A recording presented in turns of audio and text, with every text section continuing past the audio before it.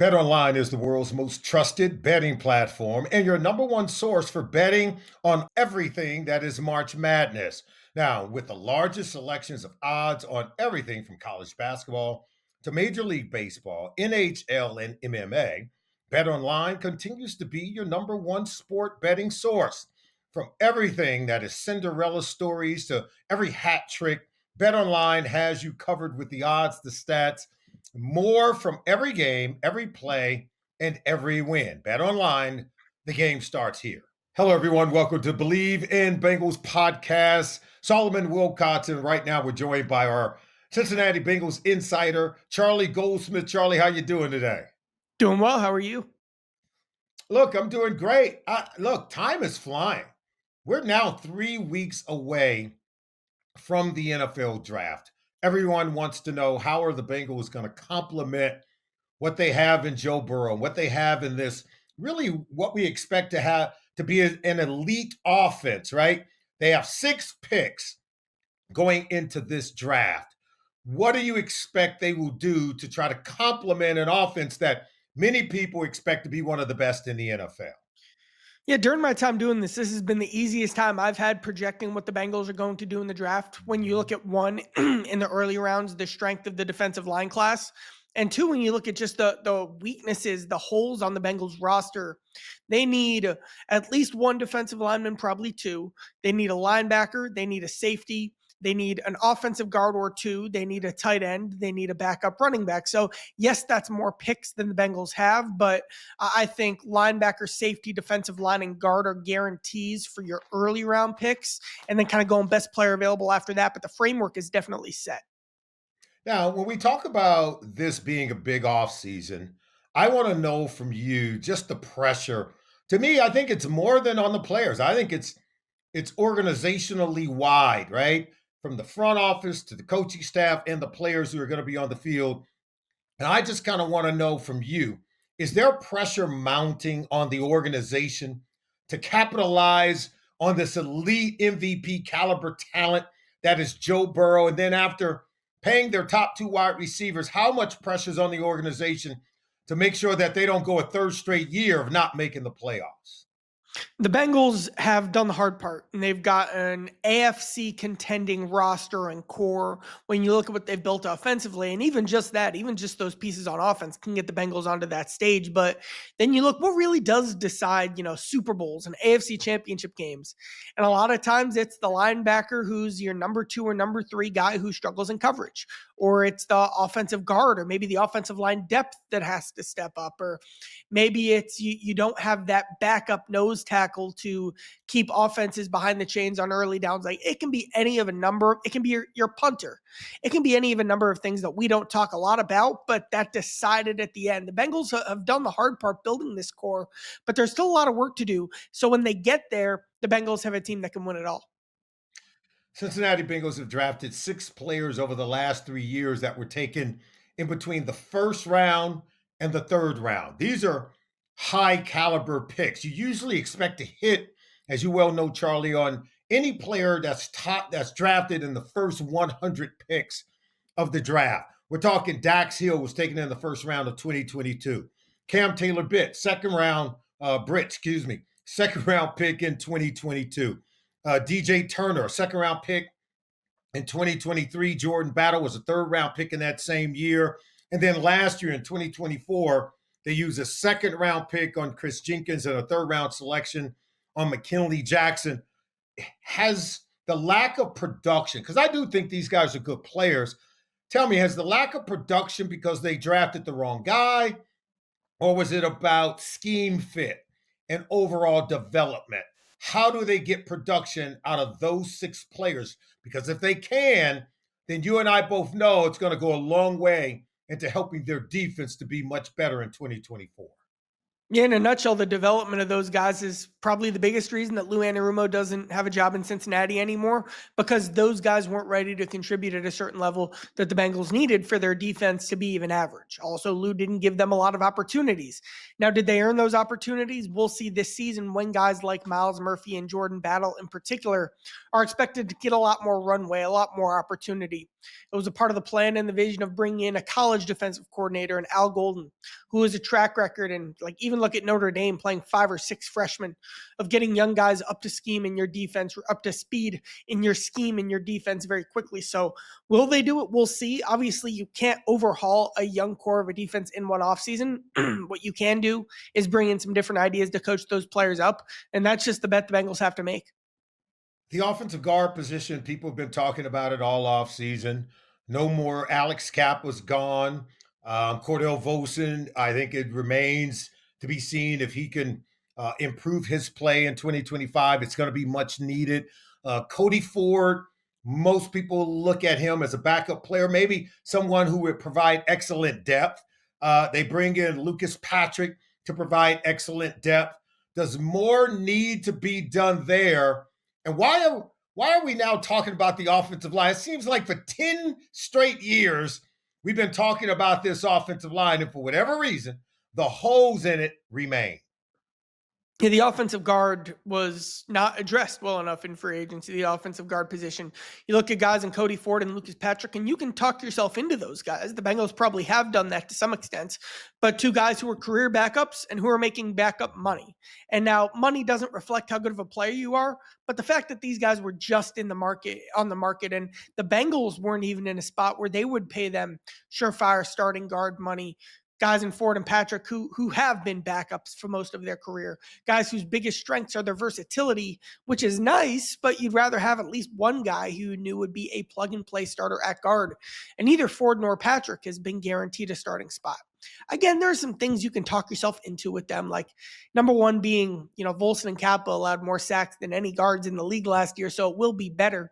But you're looking at a premium round pick at one offensive guard spot this year. That guy will be competing with the veterans and Kappa for a role in 2025. And what the Bengals are thinking was, yeah, guard won't be a strength, but you have your bookend tackles. You have so many elite weapons on offense. Can it be workable? I guess that's the bet the Bengals are making there. Last year, in terms of the pass rush, we got to talk about Trey Hendrickson, but more importantly, the other guys. What are they bringing to the table? Last year, Trey Hendrickson had 12 and a half more sacks than the next best guy when it came to sacking the quarterback. He had 50 more pressures than the next best guy when it came to pressuring the quarterback. They're bringing back Joseph Osai. They're also bringing back Cam Sample. Miles Murphy is part of the dynamic mix there. Of those 3 players, who do you expect to make the biggest jump, or will we even get any other production outside of Trey Hendrickson in 2025? They're making a big bet on Miles Murphy, a guy who actually was better than I think he gets credit for last season. Like, I know Mhm. 0 sacks is a terrible, terrible stain on your report card for the 2024 season. But Miles Murphy, I watched all of his pressures a couple weeks ago. Miles Murphy was a guy who wins with speed, who has some power and pushback, and just needs to learn how to finish. There are pieces there to work with, and he still is very young. Now, will Miles Murphy be one of the 30 best defensive ends in football, or will he be one of the 100 best defensive ends in football, wherever he falls in that range? And the range is that wide, will be one of the biggest factors that shapes how good this defense is. I feel like they know what they're getting from Joseph Osai. We've seen it build on what he did last year, kick inside on third downs. But how many of those snaps can Murphy jump over and claim with Osai kind of as the bar he has to clear? They'd love to see Murphy do that. And if that's the case, and it's Murphy, it's Osai, it's a draft pick. I don't think those are any great pass rushers, but you do have a rotation and you do have options that are better than what they had last season. Linebacker Jermaine Pratt asked to be traded this offseason. They did sign a really good off ball linebacker, free agent. Oren Burks came over from the Philadelphia Eagles, who he played in the Super Bowl, he played in the playoffs, and for all intents and purposes, this is a really good football player. I think the Bengals knew exactly what they were doing when they signed him, but I think they were signing him to provide depth. If someone goes down, then he can come in and be a starter for you, and you don't think the play is going to drop off. I'm asking you right now because it could be someone in the draft, could be someone that maybe is not on the roster. What linebacker is going to be starting next to Logan Wilson when we tee it up in 2025?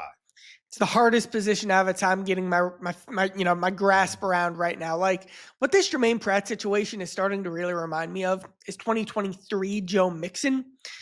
Joe Mixon was gone after the 2022 season, basically, and there were plans in place to replace him. And there was basically a 20% chance that Joe Mixon returned to the team.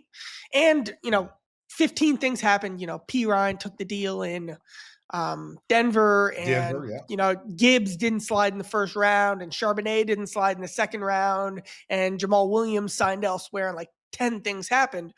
And so they just kept Mixon. Mixon ended up taking a pay cut. I wonder if we're getting further down that train with Pratt, because I know when they signed Oren Burks, who I know has started 2 Super Bowls, but he's a guy who's a number 3 or a number 4 linebacker who can, if needed, step up and fill in a bigger role. When I turned on the tape, I didn't see a true starting linebacker there. And again, talk about the money. The Bengals aren't paying him to be that either. So with Pratt, probably the last hurdle to 2 hurdles are, do the Bengals sign Kazir White, who Jermaine Pratt's is probably better than anyway, but White would be a change of pace.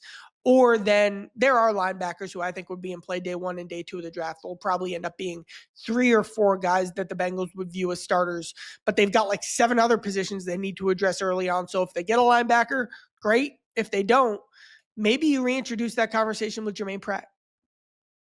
Yeah, that's a really good question. In fact, I'm going to go into our mailbag, and some of the viewers of our show, they kind of weigh in with questions, and let's give it a shot. Let's try to answer some of these questions because Larry T he believes that the Cincinnati Bengals tend to draft fallers, what he called fallers, people who are high on the board, and then when the Bengals go on the clock, say with the 17th overall pick, someone that would have been high on the board kind of fell right to them at 17. He says that the Bengals tend to go after these fallers, and therefore they end up with players in the draft who are less productive. To that, you say what, Charlie? I think every team should be trying to draft fallers. Dax Hill was a guy who was probably a top 15 player in his class, and it just hasn't clicked with Dax yet, but the talent was obviously there. Amarius Mims, he was definitely a faller, and that was definitely a home run, it looks like, for the Bengals. Miles Murphy definitely fell lower than I expected. It's funny, like, I was prepared for the Bengals to draft Murphy, but I hadn't done nearly as much film work on him Yeah. as some other guys because I expected him to be off the board. But he had all the tools that they value and look for and checked a lot of boxes for them, both on and off the field. The picks just haven't planned out, but I don't think purposefully drafting worse players who are lower on your board is the right answer. The Bengals made bets that I understood greatly at the time, and they've just got to do a better job developing these premium talents. No, I think they've done a good job in the draft. In fact, I think with what someone say you may call taking fallers, I think there's another way of describing that best player available, right? These are the players that you can really screw it up if you go chasing the need and then you pass up these really good players that are available that you didn't think would be there. And so that really falls under the category of fallers. So I think we have to be aware of that. And I think that's quite okay. If someone is going to be, rated higher, you expected them to be gone by the time you're on the clock with the 17th overall pick, then go ahead and take that player. I had one general manager tell me the worst thing that can happen by taking the best player available is that you only end up with a roster of really good football players. So I'm quite okay with doing that. Let's read a question here by Willie O. He says, should the Bengals trade back to acquire more picks than the 6 that they have going into this draft? To that, you say what, Charlie? I say heck yes. And, we've already talked about how many boxes the Bengals need to check, particularly like it feels like they need 4 things on day 2 of the draft. And of course they only have 2 picks. Now the question is, what would guys be trading up for? And, typically it's, your premium positions are what teams trade up for. That's quarterbacks. Well, no one's trading up for a quarterback this year. That's receivers. This really isn't a good receiver class, and teams are probably at the top specifically, your first round, top half of the first round specifically. it doesn't seem to be that type of group that you'd really splurge into. That's cornerback. I still have some work to do studying those guys, but like from what I can see, Will Johnson maybe he's one of those guys, but maybe he's not. Maybe there aren't corners you trade up for. And then pass rushers. And if you're the Bengals, well, if someone was going to trade up to take a pass rusher, wouldn't you just take that pass rusher? So it's harder to find how that match would work, but I would be incredibly interested in trading back in the first round and pick up an extra day 2 pick.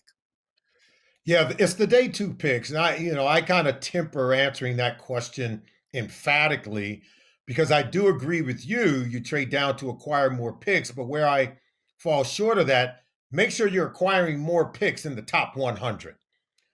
Year over year, you get outside of the top 100 players on the board, you're just fishing, right? You're talking about depth. You're talking about players that are backups, not difference makers. So just accumulating more picks anywhere in the draft is not what's feasible. Accumulating more picks within the top 100, that's where you want to do your work. And as you said, you can trade down, say in the first round, you're going to get another top 100 pick. If you can trade back in the second round, you're probably going to acquire another pick within the top 100. You want to get as many players that are in the top 100 players on the board. Now, that's where you find really good football players as opposed to backups or people that may take 2 to 3 years to ultimately develop.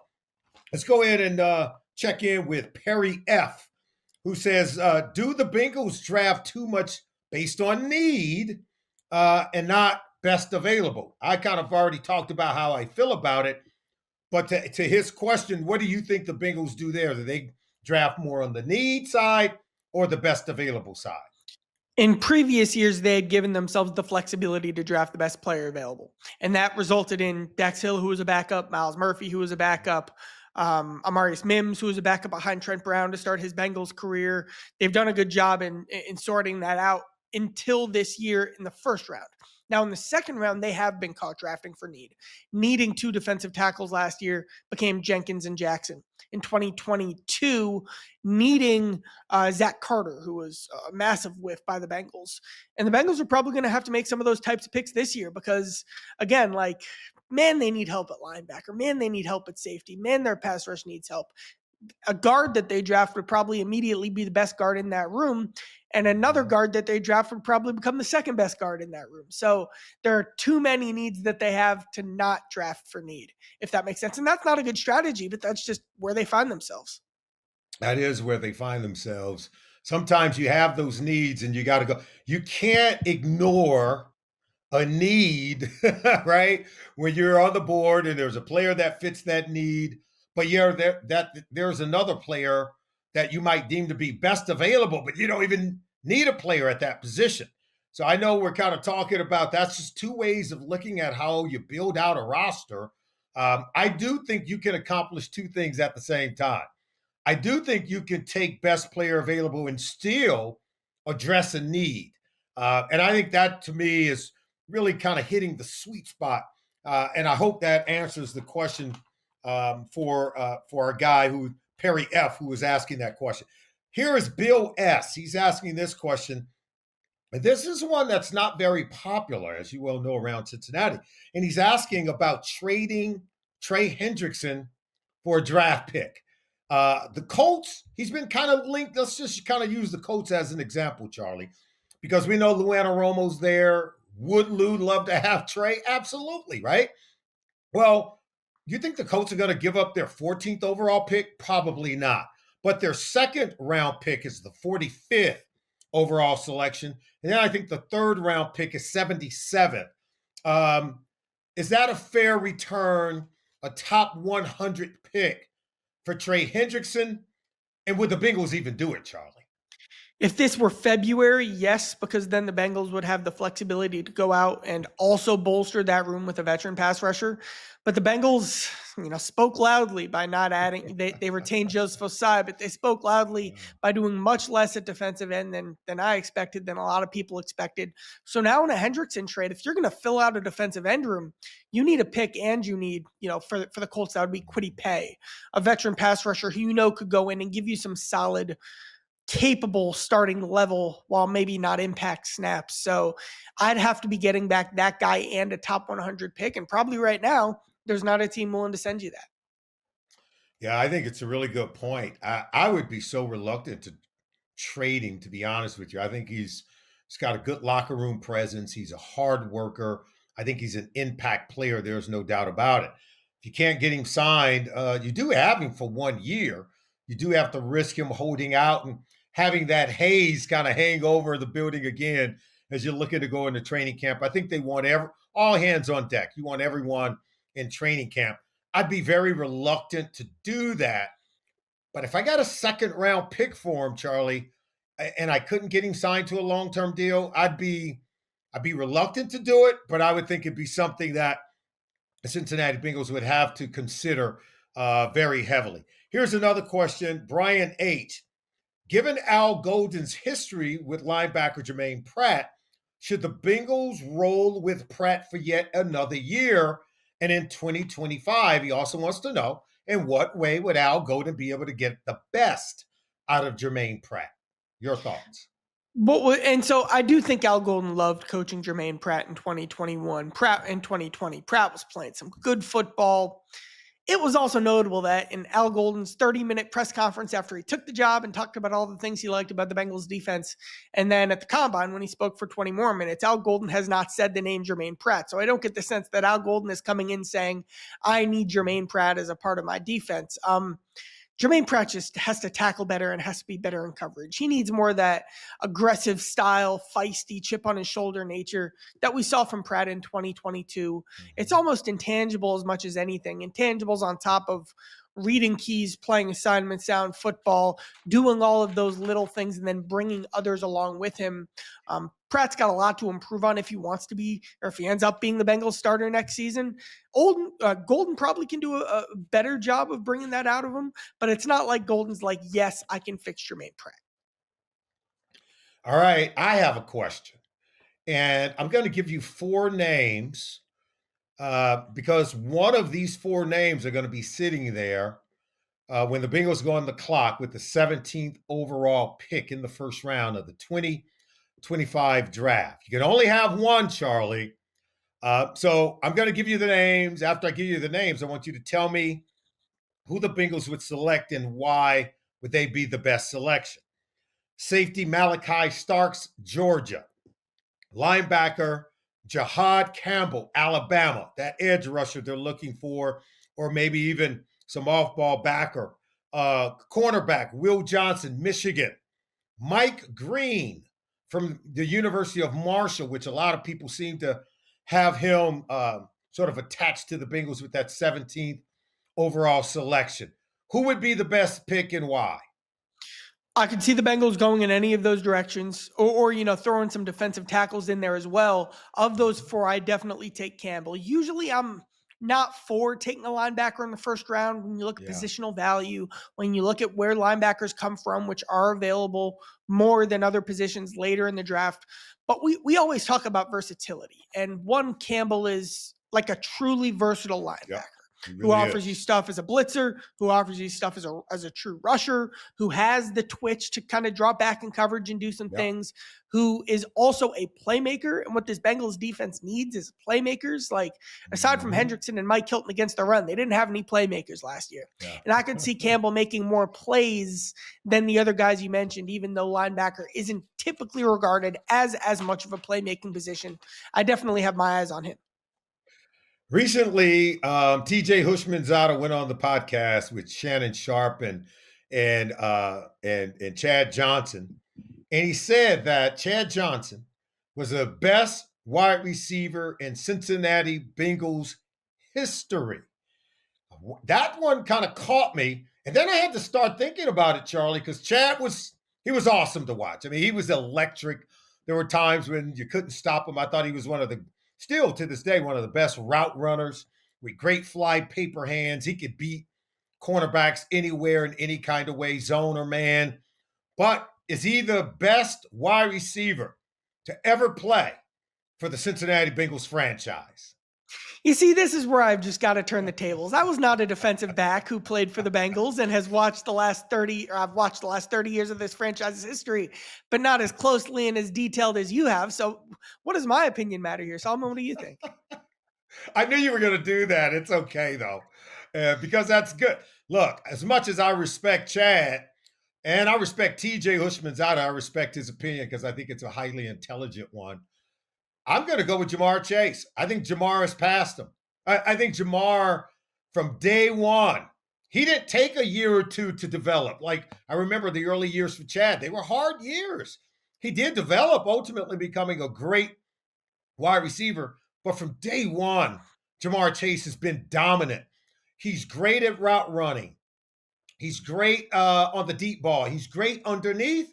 He's better, far better than any receiver that we've seen for the Bengals in terms of creating yards after the catch. I think he's like a running back at the wide receiver position once he has the ball in his hands. And I can tell you right now, none of the other guys were ever a Triple Crown winner, right? None of the other guys ever did what he could do. And by the way, I think even Chad would tell you, he couldn't play in the slot. Chad, he struggled if they tried to move him around different places. Let's be honest. You saw last year what happens when you put Jamar in the slot. If you were having any questions about his football IQ, that's no longer a question because he dominated once they moved him into the slot. And that, for me, was the great separator that puts Jamar Chase as the best wide receiver, even in his young career, that the Bengals have ever had. I guess here's the nicest where I can describe just how good Jamar Chase is. If Jamar Chase wanted to, he could just be AJ Green and do the ridiculous down the sideline over the top stuff. Right. If he wanted to, he could just be Chad Johnson with the verticality, the combination of size and just pure instincts and know how to get open with the quick twitch speed on the outside. If he wanted to, he could be Hushmanzada, work in the middle, showing the route running, savvy finesse. Like Jamar could be any of these receivers, but instead he is all of those receivers. And that's my favorite part about Jamar Chase. That's my favorite part about him too. He's a jack of all trades, master of all. Yeah. He can do all the things you want. And I think his production, before it's all said and done, is going to prove that. Another great show, Charlie. It's always great having you. We're just 3 weeks away from the 2025 NFL Draft. We'll be back here again next week. Thank you for joining us, Charlie. We look forward to seeing you as well. Thank you.